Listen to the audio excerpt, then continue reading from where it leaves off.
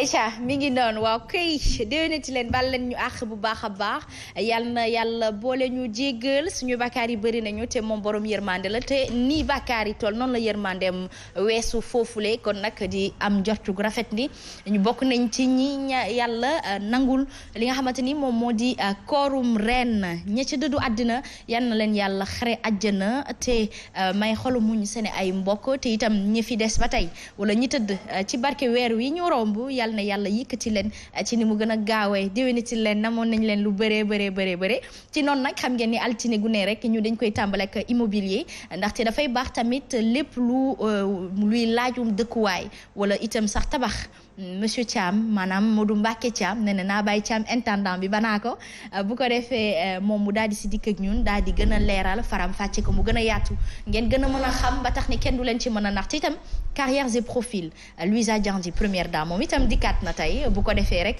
mu daal di wan orientation bi war ab ndaw ñi nga xamante ni dañuy am corps de métier bëgg cee yëngu te duñu xam exactement quels sont les sacrifices ou les prix à payer justement pour def lool actualité moom xam ngeen ni dafay xoyom te fii la neexee ndaxte Pape Assane Seck moom l'homme du peuple l'homme des Sénégalais le choisi du cœur des Sénégalais moom dafay ñëw moom itam tout en blanc aujourd'hui lal na jàmm j'espère que jàmm jooju mooy law ba laal nguur gi ndaxte xam naa ni moom lu mu am jàmm Louisa nguur gi de du leen may dara. Bonjour ma grande. Bonjour. Ça va? Non mais vous m'avez trop manqué. Ah ben c'est réciproque tu sais hein. C'est très réciproque. Ah non mais je me suis ennuyée sans vous hein. Ah bah nous aussi hein. Voilà. En tout cas tu es magnifique. Moi j'adore le noir. Ah mais je sais que t'adores le noir. Non mais tu l'as bien maquillé. Ah oui. may nuyu téléspectateurs yi bu baax a baax di nuyu monsieur Thiam ak Pa Assane l'international. ay. waaw l'international. ay xaritu ñoom ñooñu noonu. waaw. ay. Seck Mathiam Mbaar. am na ko fi tagoon naan ko naanaan mu yónni la ni nga koy tajee. ak baax sama papa ji noo def. bismillahi rahmaani rahim baal ma ak ay li ma lay. bismillahi rahmaani rahim asalaamaaleykum rahmatullah taala wa barakaatu. aleykum salaam. Hasma. naam. am na ku ma ne leen de laa lay ñaan.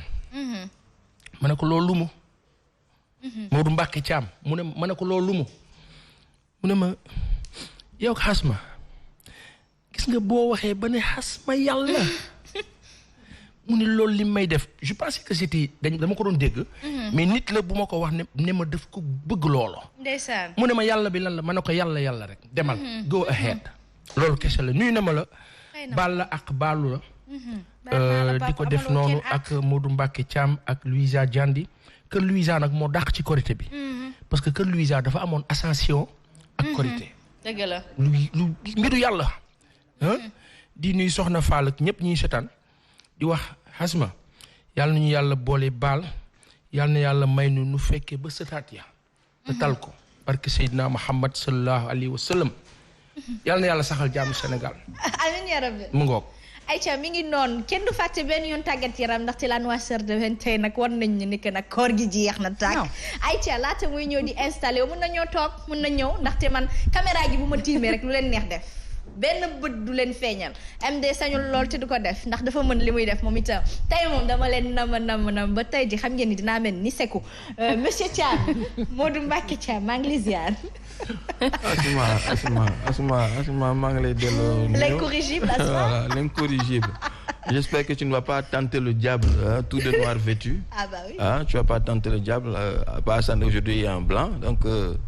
C'est la paix quoi en fait voilà donc di nuyu téléspectateurs yi di baalu ak képp ku ñu doon topp rek depuis bi émission bi amee ba léegi di leen baal ak di leen baalu ak ñun sax daanaka amuñu lu leen di kii ñoom ñoo ñuy baal rek parce que accident làmmiñ dafay faral di am. Voilà donc di baal sénégalais yëpp di leen baalu ak di ñaan suñu borom defal ñu xéewal te Covid bi abal ñu ak jàmm. amiin yaa rabbi waay mi ngoog. soxna Fall njaga yaaram bete paaleen baa ngi nii sama njàmbur mii nga xamante ni nag ab njàmbaar la te waaw seede yàlla teg ci nag daal di doon rek jigéen ju mën góor waaw kumba noo def maa ngi sant may naa ne bu bëgg junni. nga ne wala. ak a tabe. teg naa ci téléphone beeg yére beeg. bu yàggee nag ma tekki dara. ndekete ngéwal neex na. waaw bu baax a baax ziar naa la Asma Khadija bu baax a baax ziar naa la Serigne Mbacke Thiam sëñ Khadim plutôt. Louisa Diandi sama rakk ji namoon naa la Baye Assane noo def. maa ngi nee rek. sant alhamdulilah ziar naa la yéen tamit saa su nekk rek di leen baalu àq comme ni ñu koy waxee rek di leen wax déwéniti yàlla nangu suñuy ko te it suturaal ñu daal di ubbi buntu xéewal yi def dara ci poos yi. di leen ñaanal jàmm ju sax dàkk Asma Khadija. allahumma amiin ya rabbi léegi bu loolu yëpp weesoo gisoo leen changement ci Baye Assane. tere voilà. il est tout frais ah. ah papa. loxo ngi ci biir loxo. loxo ngi ca biir ban la. éphéméride ban moment ngay def. waaye man defuma ko léegi li def muy ma ko. waxtaanee nii éphéméride amul éphéméride amul xanaa. lii nii rek éphéméride la daaw ba ren la. lii rek éphéméride la Papa Sane. mais di ko nuyu au passage. alhamdulilah ñaar xam na lu ñett xam. la ma ko lu bopp. waaye jarul ngeen di xam yéen ñaar. leen da xam naa ko ñu gisee rek dinañ comprendre. leen daal xam naa ko ci. muy. xam ngeen ni Asma dafa rax naar. ba naari jàpp doon sénégalaise déglu ma. métis nga. da nga rax naar. doon sénégalaise. waaw. doon citoyenne panafricaine Afrique centrale. Centrafrique. ak lan. lépp. Afrique centrale. doon lébu doon lébu. doon lébu. lay la laa. macha allah xam nga loolu. doon séeréer. teg ci séeréer ngom. waaw. lébu yi ak séeréer yi benn lañu. ñii dañoo dem xaw gedd tuuti xam nga ñoom. effet mérite.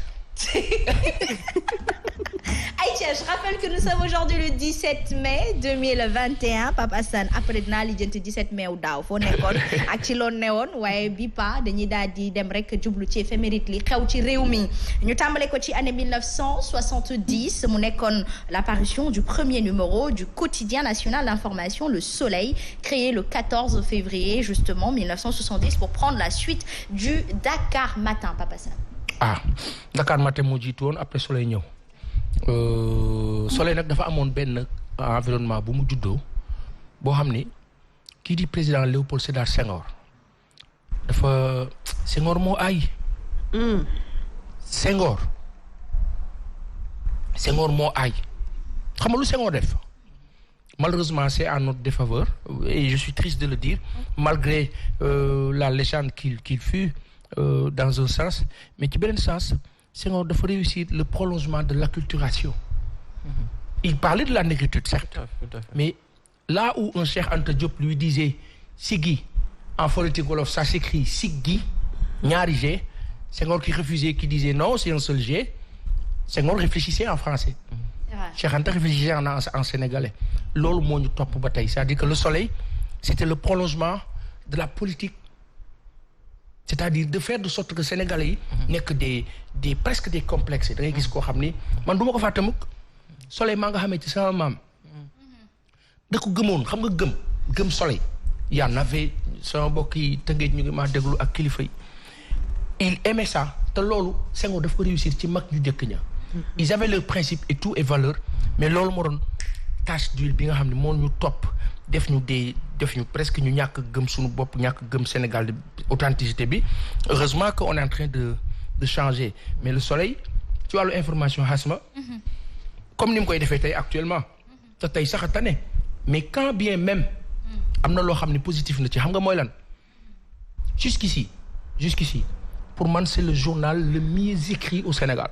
Très bien. Voilà. 1988 ci la ñuy tàbbi daal di nekk la levée autant pour moi de l'état d'urgence instauré dans la région de Dakar depuis le 29 février lendemain de l'élection présidentielle dafa mel ni couvre-feu ak état d'urgence xaw na fi xaw yàgg donte fësu fi yoon comme ni mu fi fësee ren.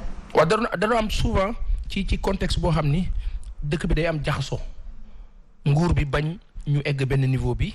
mu daal di koy teg mais ci nguur yi fi jaar yépp bu ñu waxalee yàlla rek muy parti socialiste ak ñi fi ne lépp ñu ngi ko tegoon ci nañ ma baal kàddu bi ndëngate c'est-à-dire que li population yi bëgg duñ ci ne ba population yi révolté wu ñuy xool nu leen di coincé couvre-feu yi fi am yépp loolu la woon Ablaye Wade 88 gagné na élection yi gañewul carte gi lëndëm na gars yi xeex nañu ñu jàpp leen couvre-feu donc loolu moo fi ne 1990, attaque de la sous-préfecture de Niassia, dans le département de Ziguinchor, de la Basse-Casamance, justement, par une bande armée. Bilan 1 mort, 2 blessés, dont le sous-préfet. Papa Sanchi, 1990 boobu lay tamit. ma wax la nag lu gàtt xaritu Louisa Diandi ñooñu ñu wax ko fii Casamance heure bu njëngatoo ñooma ñooñu. nguur gi. déedéet. kan la tubaab bi nasaraan si. Casamance mooy épinu Sénégal mooy foo xam ni bu ñu bëggee tiital rek yëngal ko bés foofu. day yëngatu bu baax ba nga tiit toog yii c'est-à-dire que la nga doon dox dootoo ko mun dox xanaa xamoon ni président Macky Sall ndeysaan yenn saa yi dama koy yërëm. ndeysaan. parce que parfois dañ koy coince.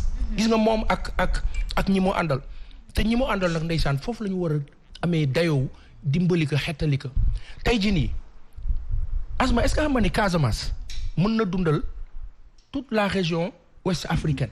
Casamance ci fépp ci fànn yëpp. Casamance am na diamant. mooy zircon bi 2e mai diamant 2e mai nga xam ne tey lu ne mën na fa am.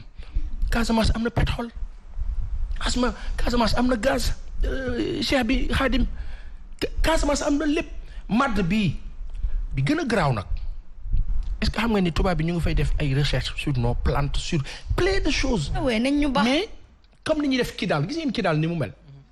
au Mali. Kidal dañ ñëw ne la blocus.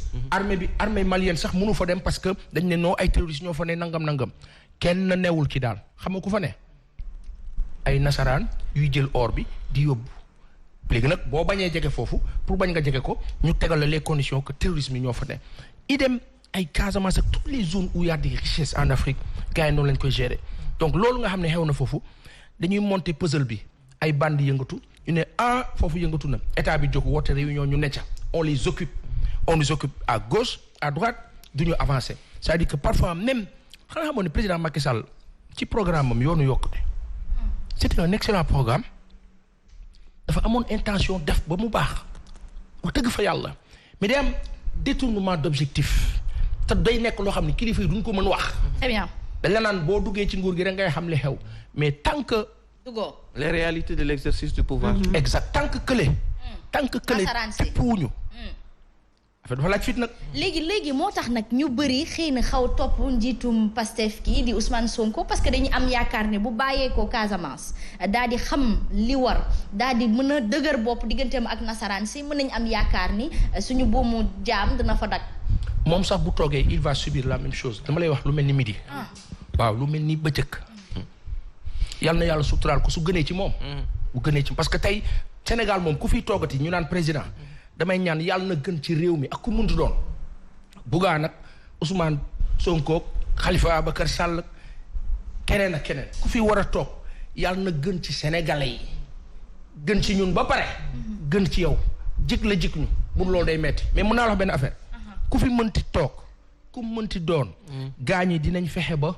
contrôler la yow xoolal xasma yow ñun suñu sécurité ñu naan la suñu espionnage Sénégal ñun espionnage bi ñuy wax nag naa la wax benn affaire am na noo koy déggee maanaam suñu contrôle bi ñuy contrôler population yi fii ñu ne la kaka yore Israël la tudd Sénégal war a jàkkaarloo défendre Palestine mais du ko mën parce que yooyu da ngay gérer da ngay obligé gérer diplomatie alors que tey on aurait pu s'en passer dem beneen sens mais objectif ba la koy tax a jóg c'est-à-dire que li war a tax a jóg nguur gi mooy comment faire de sorte que samay population éclore dans le bon sens mais comment les contrôler pour mën leen téye malheureusement résultat bi loolu la muy France di Israël regardez la France qui refuse une manifestation boo xam ni à l'endroit des Palestiniens fan lañ ko teg te France ne liberté munaafiqun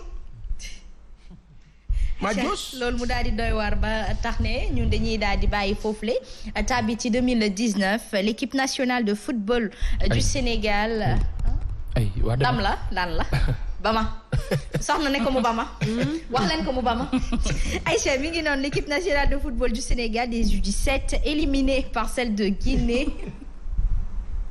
Aïcha, ça ne fait pas rire, et qui avait déposé une réclamation contre 2 joueurs guinéens qui auraient triché sur leur âge réel, obtiennent gain de cause. La CAF désigne le Sénégal qualifié à la Coupe du Monde au détriment de la Guinée qui interjette appel Soxna Fall ci boobule jamono kon xam nga tricher am na IRM bi ñuy def mooy permettre ñu définir âge réel joueur yi loolu Guinée tam mënu ko avaler ba tey mënuñu ko baal wax nañ ci lu ne dégg nañ ci lu ne mais nag xëy na tey la gën a fes ñu koy def ñu leen di jàpp waaye dafa yàgg ci équipe africaine yi surtout da ngay gis ay ponkal yoo xamante ne si war a daje ak ay gone yu ndaw déjà à l'œil nu rek boo leen xoolee da ngay xam ne lii jaaduwul te it tolloowuñ ay at mais tricher boobu ni nga ko waxee woon dafa amoon ay jafe-jafe ci wàllu passeport loolu moo leen gën a feeñal Sénégal nag def ci jéego bu am solo topp ko ba mu sës looloo leen permettre woon ñu qualifier ak le sélectionneur Malick Daf bi leen yore ñu dem à la Coupe du Monde c'était un excellent travail boo xam ne def nañ ko ci wàll woowu.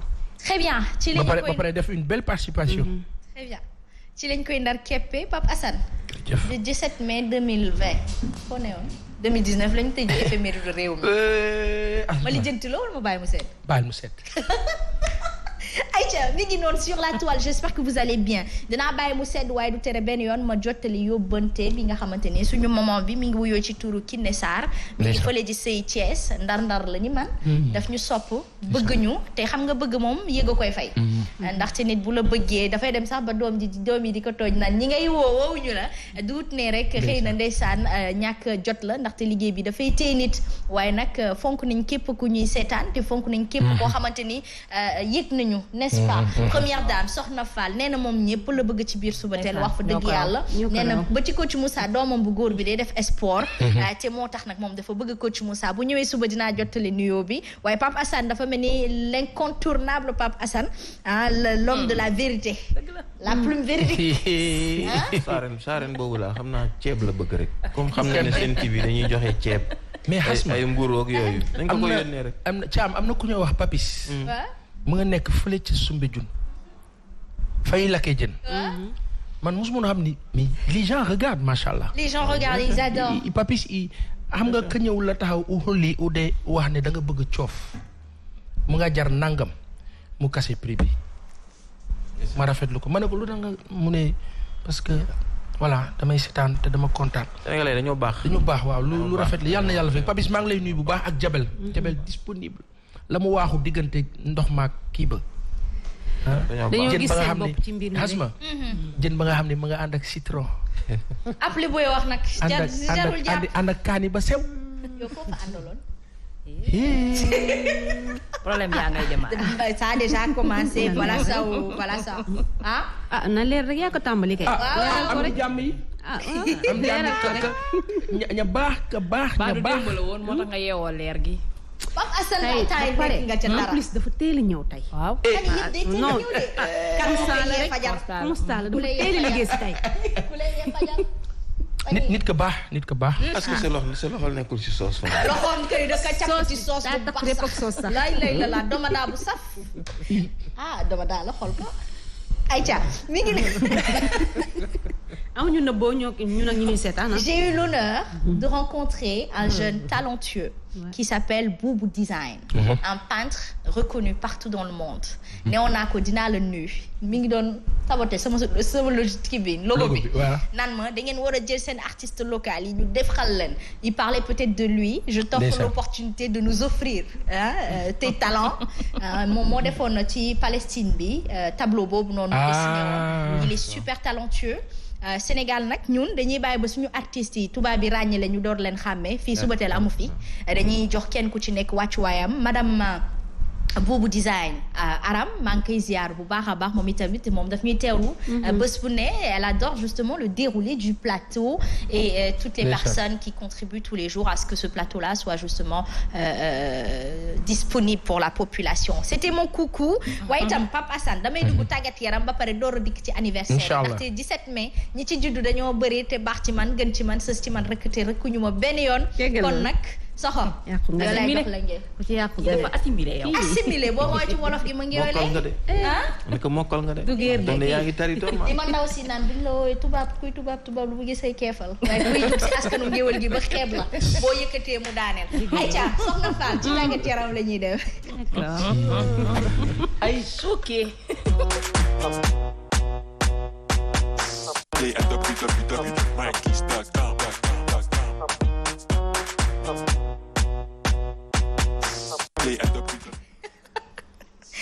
Aïcha, balle de le coupe d'envoi donné hier à AS Douane entre en lice ce lundi Soxna Fall. BAL mooy Basket African League. muy bu yees compétition bu ñu consacré ñi nga xam ne ñoo jël championnat ci seen dëkk.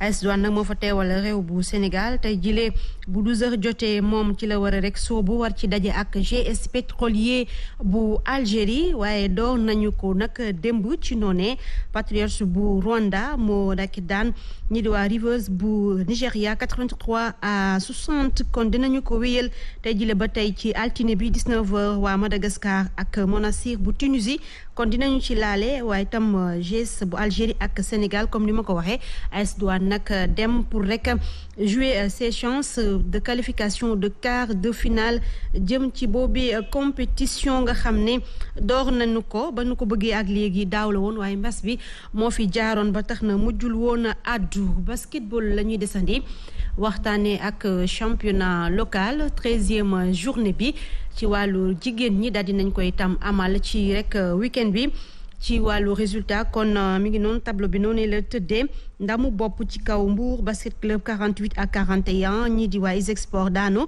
ci kanamu Débalok 63-58.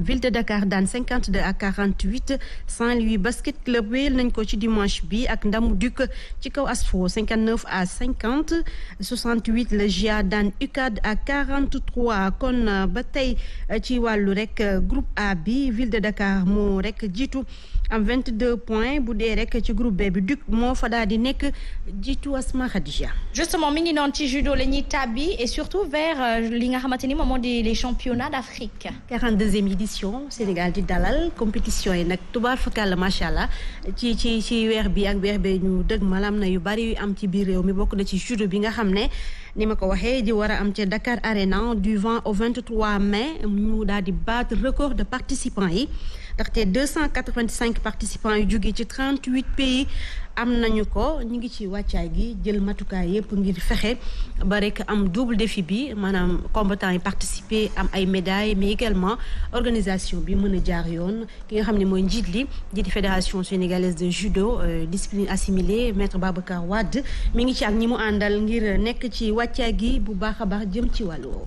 mi ngi noonu dañuy tàbbi ci Scrabble et athlétisme ba tey foofu la tamit tout se porte à merveille. tout à fait Scrabble tam bokk na ci li nga xam ne dañ koy dalal ci Sénégal ay championnat d'Afrique la tey jilee lañu koy ubbi ñi ngi annoncé présence su le ministre des sports Makhtar Ba loolee di firndeel rek ñi ngi def ay jéego ci li nga xam ne mooy discipline yu am ci biir réew mu jëm ci tàggat yaram bu jëmee ci wàllu athlétisme championnat régionaux U18 U20 dinañu ko amal mercredi waaye itam ak samedi ci rek ak dimanche bi mu war a am ci stade Léopold Sédar Senghor ngir rek jëmmal lu jëm ñoom itam ci seen wàllu discipline Asma Khadija. mi nga wax ñu tàbbi ci 2 matchs amicaux yi nga xamante ni moom la ñuy jagleel les Lions de foot du Sénégal xam nga ni fenêtre juin bi amul match ndax dañoo dàq éliminatoire yi jafe-jafe ci wàllu stade bokk na ci li nga xam ne moo tax ñu dàq yooyee match ba tax na Sénégal wax nañ ne dina daje rek ak waa Zambie le 5 juin lañu ko jàpp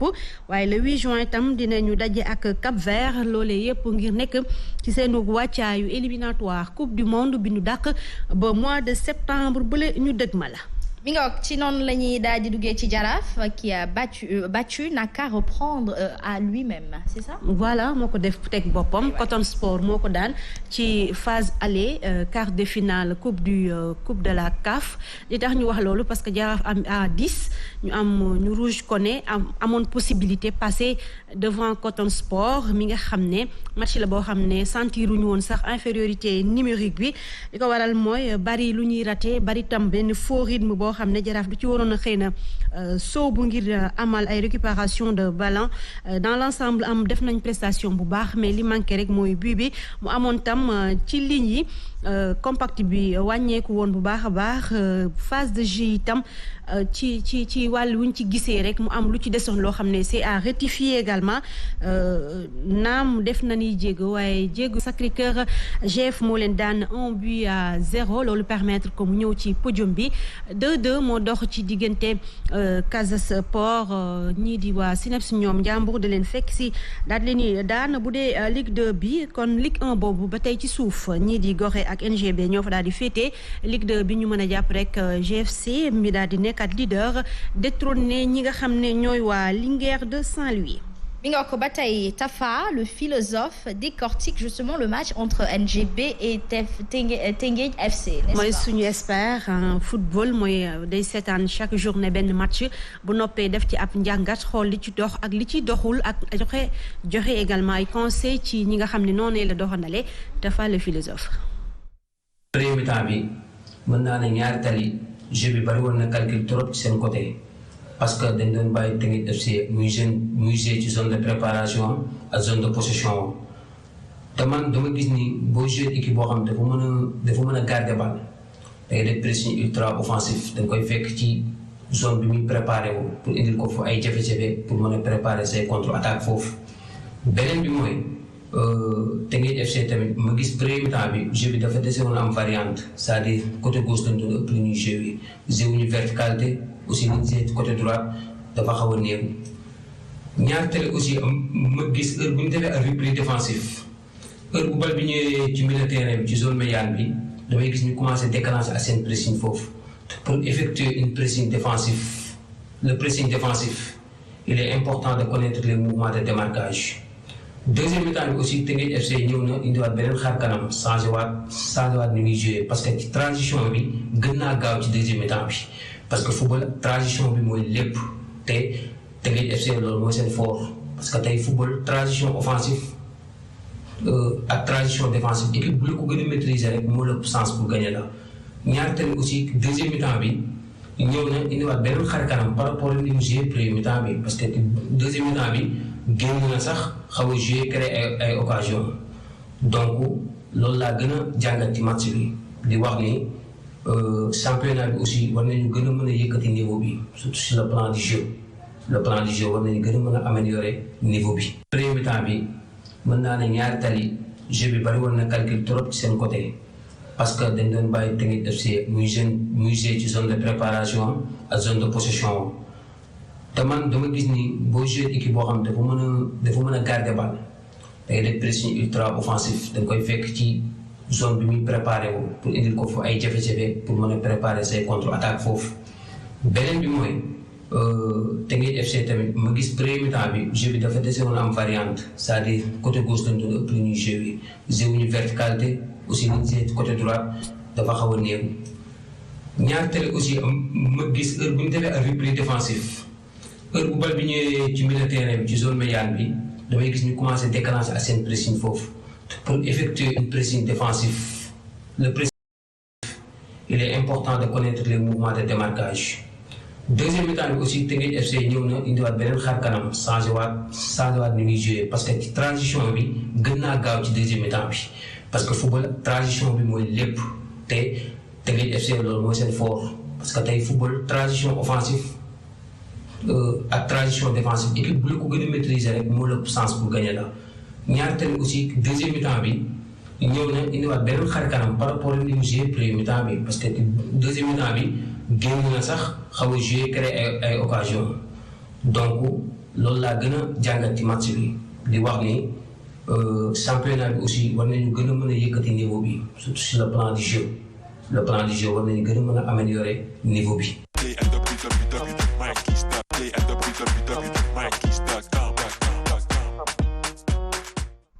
ginnaaw moom Tafa le philosophe dañuy tàbbi ci comité exécutif de la CAF les grandes décisions sont prises. comité exécutif bi amal nañu ko samedi bi ñu génn ca Kigali la doon amale foofe bokk na ci ay xibaar yi nga xam ne jël nañ ko fa comme ay dogal mooy championnat panafricain interscolaire de football CAF FIFA ñi ngi ko daal di jàpp lu toll ci 10 millions de dollars war nañ ko financer lu ñu jëm ci wàll woowu ngir mu gën a daal di dox. comité bi tam daal di ne approuvé l'intégration championnat panafricain scolaire boobu ci ay compétition de la CAF ñu mën a jàpp ba tey ci développement infrastructure yi waaye tam gën a rek professionnaliser officiels yi ci wàllu match en Afrique compétition ak yeneen yu ñu ci jël comme ay décision mooy comité exécutif daal dina approuvé pays hôte yi ngir compétition yi nekk ci sunu kanam Ligue des champions dina amee ca Maroc atum ren jile waaye coupe de la confédération mooy bi Jaraaf di jongante ni ca Bénin lañu ko jàpp Ligue des champions féminine ca Égypte lay xewee Coupe d'Afrique des Nations U20 Algérie Égypte plutôt moo koy dalal U17 yi la Algérie di dalal Coupe d'Afrique des Nations de beach soccer 2022 war a amee foofee ca Mozambique xam ngeen ni at mum ren bi le Sénégal moo koy dalal le 23 lay door wala ba le 26 ñoom itam ñi ngi ci wàccaay gi bokk na ci compétition yi nga xam ne day am ci biir réew mi bu weesoo Scrabble judo ñoom tamit taekwondo mi ngi ñëw beach soccer tam Sénégal mooy dalal. mi ngi noonu ginnaaw lool on connaît le vainqueur du prix Fowé. Kakuta moom mooy rek ki nga xam ne moo gàddu ndam li am ci lu tollu 219 ci ay points moom nag mu ngi jongante foofee ca Lens doomu rek RD Congo la doomu Sénégal yi bokkoon ci jongante bi comme Boulaye Dia 4e place bi la daal di jël am 69 points Gana Gueye jël 5e place bi am 62 points. mi ngi ak Liverpool sauvé par Alisson encore décisif en France. Tout à fait Alisson moo sauvé Liverpool bu Sadio Mané mu permettre leen ñu am ndam but baa ngi voilà goal bu jóge kawam ñëw corner am mu ñëw mbëkk si dóor mu dugg permettre Liverpool daal di noyyiwaat ndax dañuy xëccoo ci jamono ji ngir dem ci li nga xamante ne si mooy compétition européenne yi war a am naka déwén Lille moom match nul moo dox ci digganteem ak Saint-Étienne ci jamono jooju moom Paris Saint-Germain dafa am ndam ci bëccëg bi daal di maintenir pression ci kaw Lille même si Lille moo jiitu ba tey ci championnat national bi kon xëccoo ba ma ngay wéy ba tey di am foofee lu ni mel tam la ñu nemmee ko foofee ca Espagne xëccoo baa ngay wéy Atlético daa am ndam Real Madrid am ndam Barça dafa narmeelu Asma Khadija. mi ngi ok ñu nar keppee ko fi. voilà. ah. ñetti match 9 points ñu bett. waaw. dañoo mënatul. xamaan lañu war a dàq. dañoo mënatul. li ngeen di dàq bari na trop ak li ngeen di. indi xavi. mënatulee. kan le gardien. mënatuñu rek. C'est le deuxième. Il y a eu Schmeichel, Peter Schmeichel. Peter Schmeichel def na ko ak kii. ak kii daan na ko def tam Chilavert. moo daan teg coup franc yi di dóor muy dugg. Aïcha en tout cas dañ koy ndar keppee fii daal di la waxaat rek waaw Kumba. kon nag la dig daje mercredi prochain. pour tàggat yaram ci biir Subatel mais en attendant tu restes en notre compagnie. d'accord du nuyu rek soxna Cissé Diop depuis Sébikotane Maman Ndeye Pen depuis Guinguinéo Paasan yóbbante na la nuyoo. mama yaa booy Ndeye Pen mama Pen. mu nekk Guinguinéo. tonton ñu ngi koy nuyu waaw elle me dit souvent. ko jox wàccuwaayam. bu baax yaa booy ñu ngi lay jox sa wàccuwaay noonu la. ñu ngi lay jox ñu ngi lay yëg ñu ngi lay fonk ñu ngi lay wekk. dëgg la. yàlla na nga fi yàgg ba sëtaat ya barke alxuraan. amiin yaa ak rabbi. ñuy sëtaan ñëpp barke Muhammad amiin sallallahu alayhi wa sallam. li neex na di. loolu na ne. kay mi ngoog rem téléphone bi. Guinguinéo sur le plan économique li muy wax nii ndeysaan Guinguinéo dëkk bu daan dund la. waaye ku rey raay ba. ay waay. ku rey raay ba. léeg-léeg ñu. Youssou Madjiguène nee na. ku wax léegi ku xañ waa Guinguinéo économie. Aïcha dañuy jar keppe tàggat yaram gi MD dugg ci happy birthday dafa jot ki nga xamante ni moom moo di Mouhamed Sarr fils de Pathé Sarr fële ci Gueule Tapée rue 65 le angle 52 bébé dundal ba say may di baawaan ba nga doon doom ju barkel sigil say waajur te doo leen dagg bu mu gàcce du dëgg xam nga baayam waaw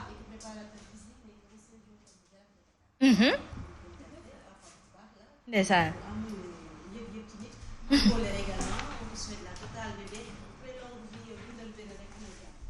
voilà mi ngi noonu Didi Manivar moom moo koy souhaité happy birthday kon nag bébé dundal lu bëre bëre sa bàjjan na ma yónni sa tante nee na ma elle te fait de gros bisous Aïcha MD ki nga xamante ni nag moom moo di le fresh boy de Saint-Louis Papis Chalar jëkkëru Mami Gueye nekk goro itam ci maître Abou Talib Gueye Papis maa ngi lay souhaité un happy birthday ndaxte moom doon na nit ku baax yaayu bébé Moustapha ak bébé Fa wax dëgg yàlla faay nag na yàlla nañ lay topp rek ndax fa boo ko tegee rek lu neex lay doon kon nag Papis nga sori ci man nit mënul wax lépp waaye démb la tey soog a ñëw nit ku baax la nit ku yëg nit rakku Marème Chalara ngi kon caaminam di rakku Aïda Sey moom itam nekk nit ku baax ay nit ñu baax lañu dëkk fële ca Ndar waaw ñoom Chalaar lañ ko defal. non Sey lañ sant. mais Chalaar mooy son nom de scène. damaa gis kat Chalaar bi fu ne lañ koy dugal. waaw c'est le nom de scène. Marème Chalaar ak ñëpp. waaw bébé Chalaar ak lépp Chalaar. Chalaar yu bëri na. Aïcha mi ngi doon Papi Chalaar daal góoru Mami Gueye. maa ngi lay souhaiter happy birthday to you. joyeux anniversaire. happy birthday happy birthday happy birthday to you. tu sais je sais wax ci jaru ko nañ dugg actualité mi ngoog Pape Assane Seck moom la ñuy dalal wala ñu bàyyi ba ci kanam. ankay am na sa gan da nga am gan. dama am gan xaar ma xaar. da nga am gan dugg immobilier. da nga am gan xool tamit tey ndax tane na. waay bàyyi ñu dox yeneen soxla jàpp leen ci waay tey maa yuux dimbali leen. wooy wax ko woo. Aïcha immobilier la ñuy tàbbi daal di dem ci Thiam attendant ñu di kat.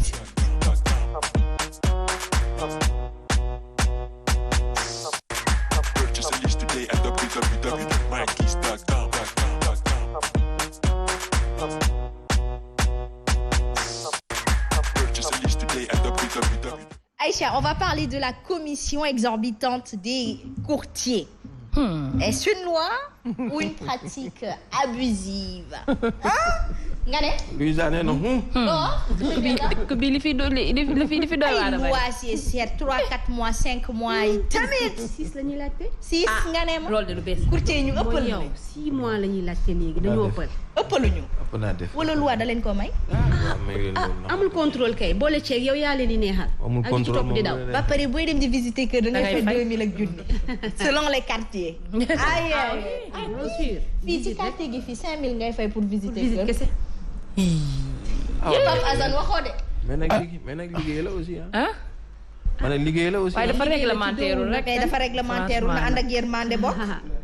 ci doowu kan ak ban qualification lañ ci am pour liggéey lool. waaw loolu dinañ ci ñëw léegi. moo tax ñu indil leen ko tey. Aïcha. donc Asma comme ni ñu ko waxoon la commission exorbitante du courtier immobilier loi ou pratique abusive.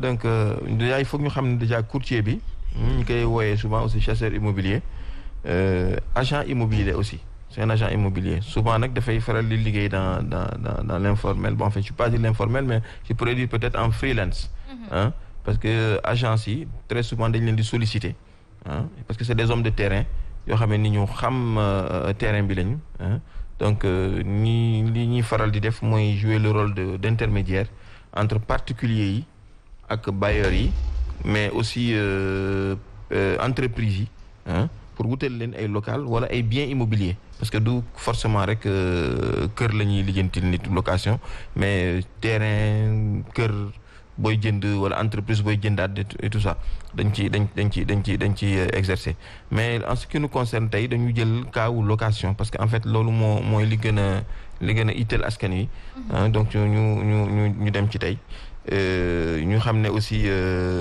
am na loi am na décret bu ko institué c'est le décret numéro 83-423 du 21 avril 1983 relatif aux activités de transaction et de gestion immobilière voilà donc sénégalais yi aussi am na ni ñu ko gisee liggéey boobu donc ñu bàyyi MD mu jox ñu premier élément bi ci Vox Populi bi ñu def ci sénégalais yi liñ ci jàpp liñ seen xalaat daal incha allah ñu ñëwaat plateau bi.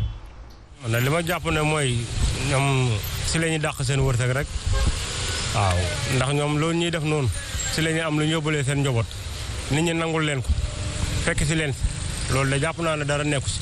nit moom bu dee xam nga bu jëlee ay millions am dem jëndi suuf jënd ciment am tabax këram ba mu yegg mënoon ni ko lii nga koy loué wala lii xam nga. mais si il faut ma andi ndax man damay loué man dëkkuma fi man balaa may loué tamit loolu laay daj dama jàpp ne ñoom loolu seen wërsëg la ñuy dàq rek ndax borom kër yi leen ko nangul wala tey agence bi leen ko nangul agence tamit tey moo courtier ñoo yem rek parce que lépp benn la rek agence tamit borom kër gee ko jox kër gi rek muy ñëw di fayeeku di teg 3 mois di lekk benn weer loolu si borom kër yi la rek waaye ñoom defuñ dara. 2 mois rek baax na 2 mois. man su ma yoree suma kër mun naa ko gérer sama bopp di fay ay lempo di fay lépp te rek mun naa yombalal nit ñi waaye bu mu si dugalee keneen koo xam ne tamit da ciy dàq wërsëgam day gën a seer rek. courtier yi tamit borom kër yi leen jox seen ay kër quoi xam nga ñoom tamit dañ ci bëgg am dara xam nga nit tamit du liggéey te du si am dara ñoom dañuy laaj 3 mois avance wala 2 mois ak moitié moitié bi ñoom ñoo koy moom wala benn mois bi ñoom ñoo koy moom tamit xam nga kuy liggéey da nga ciy bëgg dara ñoom tamit li ñuy def tamit kenn mënu si dara. Sénégal moo gën a ndóol si Afrique xool ko te moo gën a seer location pourquoi la heure bi sax Sénégal mën a gën a seer location loolu noonu du yoon wax dëgg yàlla. loolu mooy li may wax rek mooy goro di rek parce que nit tamit fii boo fi nekkee tamit luyaas yi seer yeeg dëkk bu métti beeg. instant bi toll nii instant affaire moom mën naa wax ne benn pëccëxal rek lu waay neex waay def te loolu du yoon. fii Ndakaaru moom ñëpp xam nañ ne li fi nekk luyaas yi seer na dëkk bi métti na waaw lu waay xam daal mooy loolu. il faut que état bi dugal si loxoom rek. état bi réglementé ko rek waaw xam ne ko wàcc yoon ñu tegal si yoon. Macky Sall am na lu mu ci waxoon ci luyaas bi mais amul suivi tamit. ndax ñëpp fii nii ko fi gis souvent ñu bëri jaar nañ ci location ndax mënuñu ñàkk ndax loolu may àdduna ba ko rek yàlla la may si bopp waaye tamit nañ ko réglementé rek. nit ki la nga yor la nga am si nga mën a dimbalee jaamu yàlla waaye jaamu yàlla du benn weer rek fii nag weeri koor bu jotee da nga gis gaa yëpp di jaamu yàlla waaye bu paasee nag gaa yi ni mel ni ay xaj ak muus te du noonu.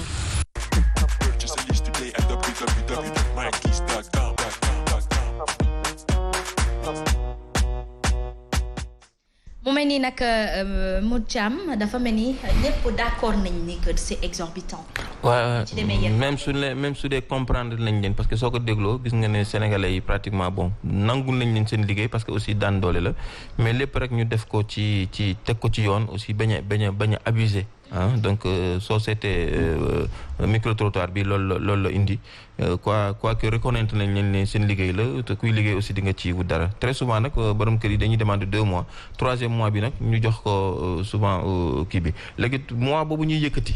di ko jox directement noonu te ñoom sax dëkkaguñu ci kër gi loolu mooy xaw a déranger un peu sénégalais yi am na ñuy dem sax comme ni ngeen ko waxee sànq ñuy dem ba ay laaj ay 6 mois yu demee noonu donc ça crée problème boo tax na aussi ñoom aussi ñu jox leen la parole parce que aussi am nañ droit wax ci seen xalaat donc on a vu Assane Ndoye qui est agent immobilier moom it deuxième élément bi suñu ko mën a jox après mën a débriefer.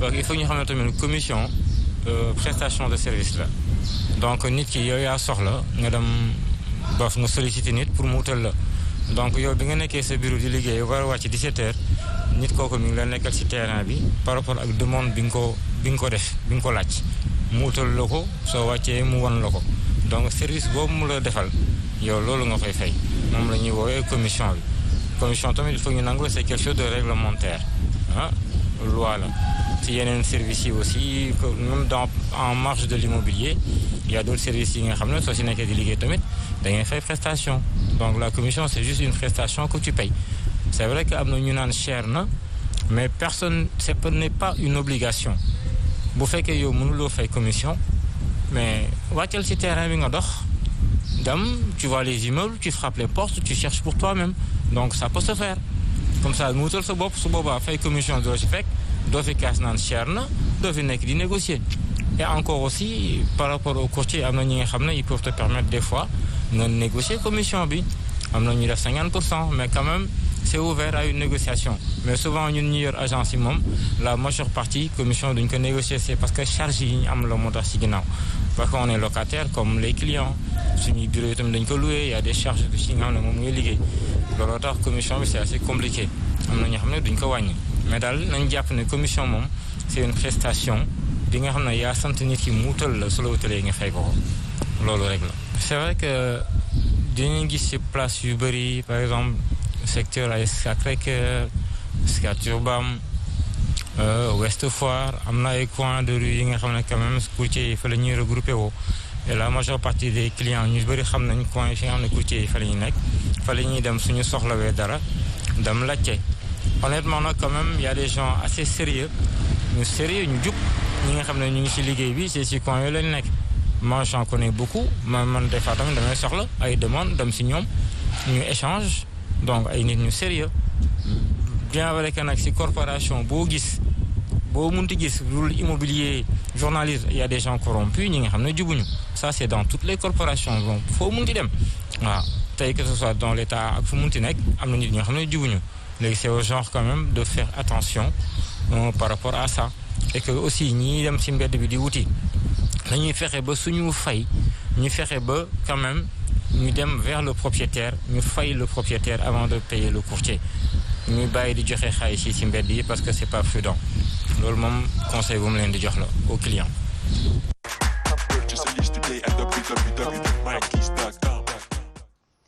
mi ngi noonu monsieur Thiam dafa mel ni moom dafa tënk sax nag li nga xamante ne moom moo di lii war mooy courtier yi dañuy demee yërmande waaye tamit ñun ñi nga xamante ni amuñu jotu wër kër ba kër ñoom ñu doxal ñu lool prestation boobu c'est très normal ñu fay leen ko mbir mi na am équilibre rek bés bu amee équilibre rek mu dox tout à fait ku nekk def li nga war a def mais dans la juste mesure des proportions en fait parce que aussi toog sa bureau souvent nga jékki-jékki am problème sa kër nga bëgg a changer kër ñu war laa génne wala nga nekk ci ay procédures judiciaires bëgg a wër kër mënoo bàyyi sa liggéey naan da ngay dem di wu ci ay kër souvent tu as recours à des agences immobilières wala sax à des courtiers yoo xam ne ni dañ la koy wutal donc ñooñu suñu demee sur le terrain c'est clair que suñu ñëwee après di nga am loolu leen jox mais lépp rek négociation la yow yaay waxtaan ak ñoom aussi te aussi ñiy wut kër wala ngay wut leneen parce que ci problème kër sax moom moo gën a tax ñu indi sujet bi tey mooy sooy fay fexeel ba gis borom kër gi soo ko fay bul ne rek courtier bi moom ma ko wutal damay jël xaalis bi compté ko jox ko courtier bi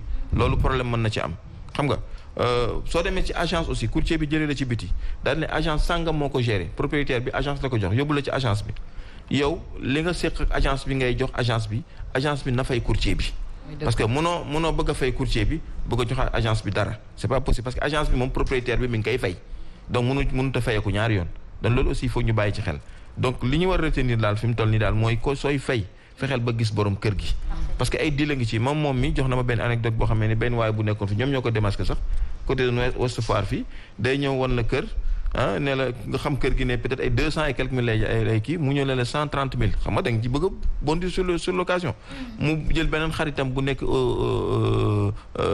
au bout de la ligne passe la ko ne la sama benn xarit la Mbàkke la Touba la nekk moom du ñëw Dakar sax lu bëri nangam léegi nag comme moom du fi ñëw bëggul kër gi yàqu dafa bëggoon nga kii et le gars noonu la def ndax ci ñu bëri léegi kooku ñu fay xaalis bi mu envoyé waa ji xaalis bi mu toog 2 jours 3 jours dootu ko gisati jox ko lu ma 3-4 personnes kooku dañ ko mujj jàpp donc il faut faire attention à cela donc xam ne aussi c'est un secteur qui est là secteur professionnel la comme yi secteur yëpp mais nañ ci dabal yërmande te ñun aussi suñu bëggee dara luñ ko bëgg nañ ànd ak sunu xel ànd ak dal pour lu ñuy def aussi ñu bañ ñoo nax quoi parce que nax yi bëri na voilà surtout que léegi ma ne nañu réglementer le milieu bon y a une réglementation mais ba tey c'est pas suivi excuse-moi fi may waxee mooy ñu réglementer le milieu mooy même bu fekkee ne nit ki toog këram di wut kër agence bi loolu mooy liggéeyam te borom kër moo koy fay mais dafa bëri ay courtier clandestin yoo xam ne ñooy nekk ci mbedd yi di wutal kër te ak ñoo agence di liggéey loolu dafa nekk un fardeau ci ki nga xam ne moom mooy louer xajul ci li nga xam ne moom la ñuy dundee ci réew mu mel ne Sénégal bu ñu ko réglementé wul dana jafe-jafe day gën a wéy rek. c'est très important aussi li nga wax monsieur Thiam foofu noonu man je l'ai vécu courtier mbedd yóbbu na ma ba ci agence te agence li muy def bu ñu fàtte mukk ni courtage la au fait léegi nag da ngay dem nga fay agence monsieur Thiam fay borom kër gi ba pare génnee ci li nga xamante ni moom nga fay courtier de coin yi loolu aussi dafay metti parce que loolu mooy indi ay 4-5-6 mois parce que agence bi da ciy bëgg gis boppam te itam agence yi léeg-léeg borom kër gi joxe kër gi 150 000 ñu def ci 200 mais le milieu le quartier ainsi de suite ñu gis na ni comme ils sont plus confrontés à la quête des gens de loyer dañuy daal di yokk prix bi xam na ni lii mën na fee jar léegi ñu jël ko ci seen poche loolu tamit dafa xaw mais nag xam nga nit moom loo dof suñ ne 200 000 la alors que en réalité yow 150 000 nga war a fay par mois soo gisee propriété moo tax ma ne la il faut aussi kii wut bañ a bëgg lu yomb parce que ni ko soxna waxee léegi nii jamono dafa dox même sur le net aujourd'hui la nouvelle tendance c'est ça agence immobilière yi ils sont sur le net mën nga toog fi nga toog contacter benn agence immobilière mu wutal la su gisee mu revenir la par message wala yu demee noonu soo waree dem defi sa visite nga jóg dem defi sa visite mais lépp mooy ci sénégalais aussi nañ bàyyi facilité c'est vrai que le secteur il faut le réglementer mais ñun ñooy pousse ñi nga xam ne dañ nekk ci métier boobu seen métier moomu parce que métier yu bëri tey mi ngi xew yi donc courtage aussi ci mbedd yi ak yooyu mais ça tend à disparaître day dem ba disparaître mi ngi disparaître sax parce que ndax voilà le digital voilà donc ñun ñoo war a bëgg lu baax xam nga aussi bëgg lu baax mi ngi tàmbali ci nga xam fi ngay teg sa tànk donc c'est ça le plus important immobilière koo xam ne monsieur Ndour ma koy nuyu de passage moom boo ko contacter directement pancarte la yor dafa mel ni nga xool pancarte am rek nga jël ko léegi yow 3 mois yi ngay fay caution moom dina la si delloo 50 000 parce que jaaroo si courtier loolu du ñëpp koy def dina la ci delloo 50 000 parce que dina la expliquer que ne courtier indiwu la et que xam nga kooku deful 4 mois wala yooyu donc deal bi ngay wax deal bi da ci am boo xamante ne c'est une réalité deal bu rëy kay gis nga réglementation bi normalement li mu wax mooy 2 mois 1 mois avant ci kër gi beneen mois bi caution la mooy dépôt de garantie bi léegi nag courtier bi la indil moom 1 mois bi su fekkente ne maam 500000 la nga war a fay 1 million 500 500000 bi ngay jox courtier c'est quand même trop. Aïcha mi ngi noonu donc da ngay waxtaan après ngeen def 50% wala 25% ainsi de suite lépp waxtaan la. nguur a deful liggéeyam rek. le mal est pour tëj daal man li ma wax ne mooy nit ñi nañ dem vers les nouvelles technologies. wala ñu dem directement vers agence yi. te bàyyi dox daje bi ci mbedd mi parce que loolu wóorul quoi en fait. jël sa xaalis wàññi ko jox ko nit et puis nañ la bindal kayit contrat.